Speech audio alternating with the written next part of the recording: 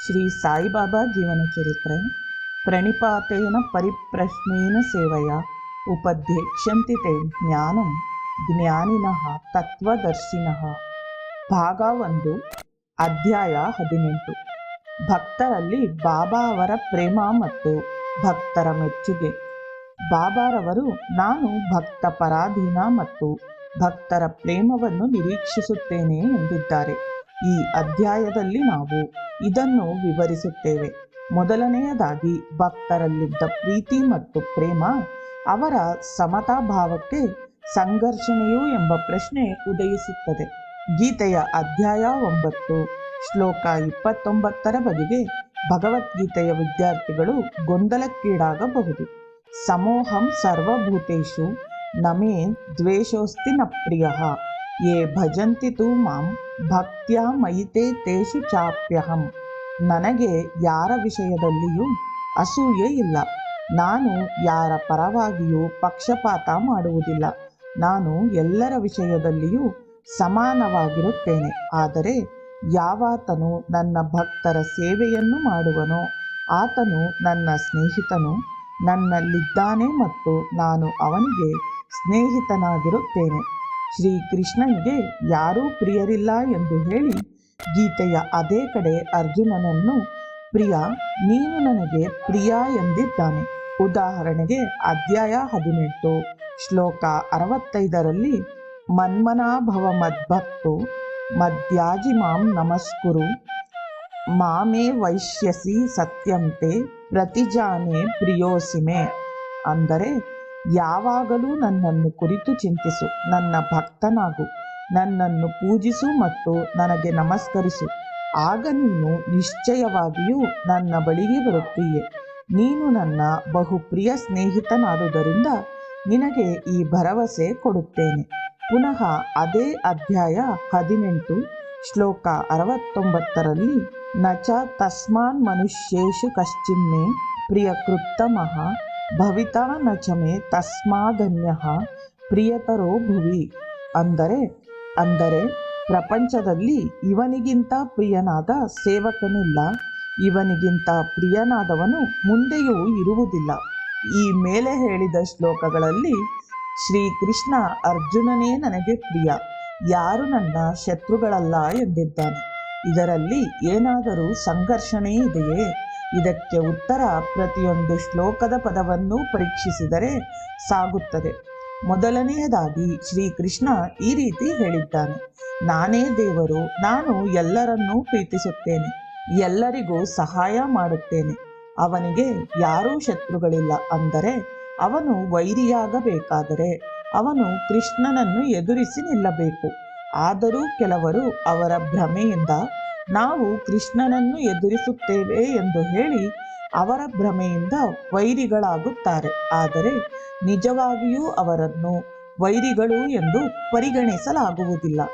ಯಾವಾತನು ಶ್ರೀಕೃಷ್ಣನನ್ನು ಕಂಸನಂತೆ ದ್ವೇಷಿಸುತ್ತಾನೆಯೋ ಅವನು ಕೃಷ್ಣನಲ್ಲಿ ಲೀನವಾಗುತ್ತಾನೆ. ಆದುದರಿಂದ ಎಲ್ಲರೂ ದೇವರಲ್ಲಿ ಒಂದೇ ರೀತಿಯಾಗಿದ್ದು ತದನಂತರ ನಡವಳಿಕೆ ನೋಡಿ ಮಾರ್ಪಾಟಾಗುತ್ತಾರೆ. ಯಾ ಭಜಂತಿ ತು ಮಾಂ ಭಕ್ತ್ಯಾ, ಯಾರು ಶ್ರದ್ಧಾ ಭಕ್ತಿಯಿಂದ ನನ್ನನ್ನು ಚಿಂತಿಸುತ್ತಾರೆಯೋ ಆಗ ಅವರು ನನ್ನಲ್ಲಿರುತ್ತಾರೆ, ನಾನು ಅವರಲ್ಲಿರುತ್ತೇನೆ. ಅವರು ಅವನಲ್ಲಿದ್ದರೆ ಅವನು ಅವರಲ್ಲಿರುತ್ತಾನೆ, ಅವರೇ ಅವನಿಗೆ ಪ್ರಿಯರು.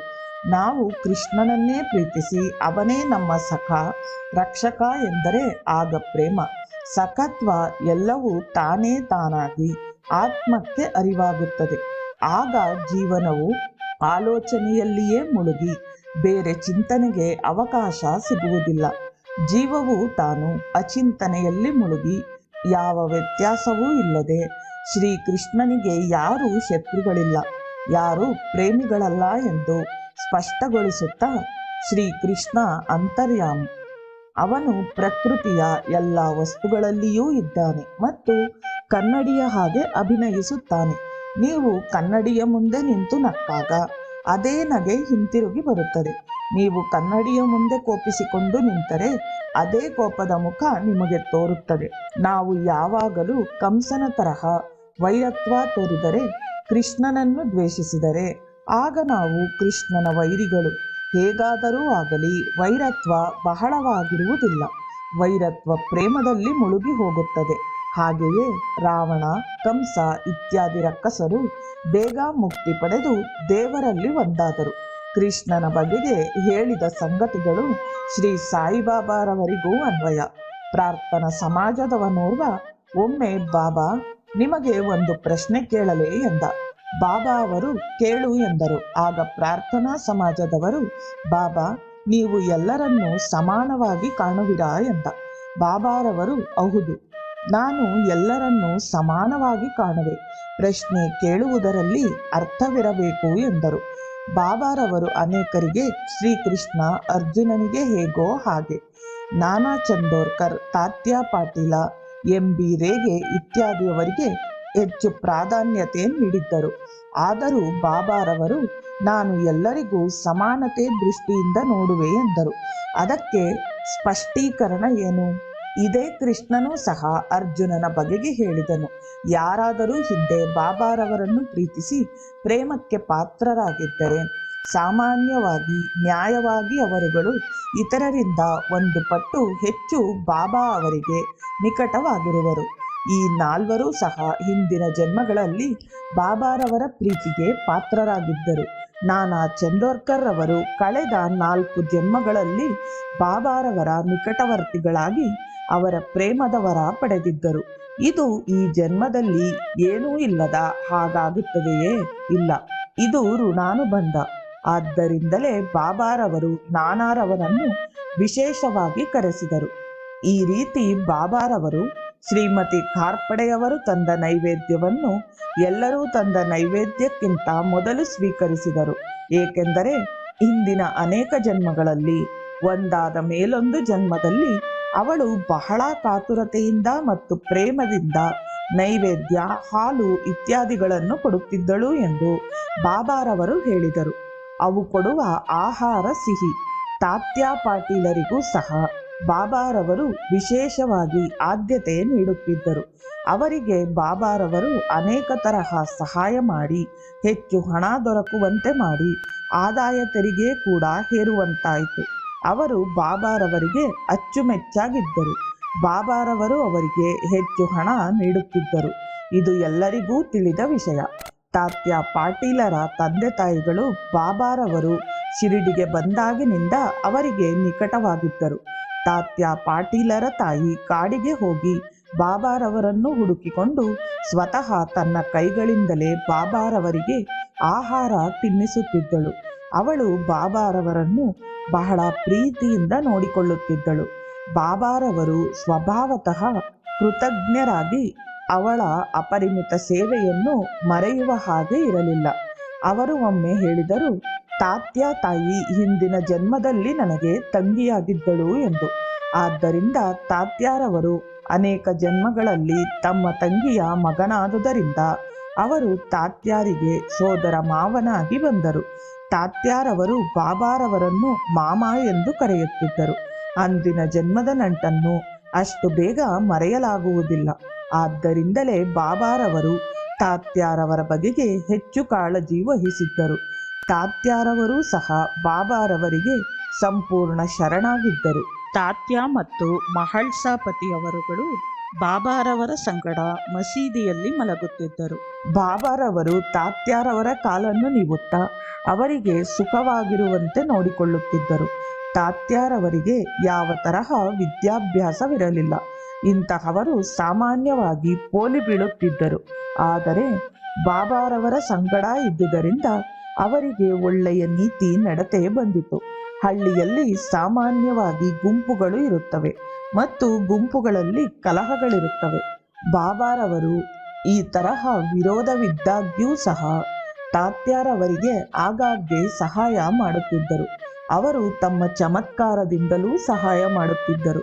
ತಾತ್ಯ ಬಣದ ರಘು ಎಂಬುವವನಿಗೆ ಮಾರ್ವಾಡಿ ಹೆಂಗಸಿನ ಶೀಲಭಂಗ ಮಾಡಿದ್ದಕ್ಕಾಗಿ ಕೋಪರ್ಗಾಮ್ ಮ್ಯಾಜಿಸ್ಟ್ರೇಟ್ ಮುಂದೆ ಮೊಕದ್ದಮೆ ಹೂಡಲಾಗಿತ್ತು. 6 ಜನ ಸಾಕ್ಷಿ ಮೇರೆಗೆ ಅವನ ಗುಂಪಿನವರಿಗೆ ಜೈಲು ಶಿಕ್ಷೆ ವಿಧಿಸಲಾಯಿತು. ಇದು ಗುಂಪುಗಳ ವಿರೋಧವಾಗಿತ್ತು.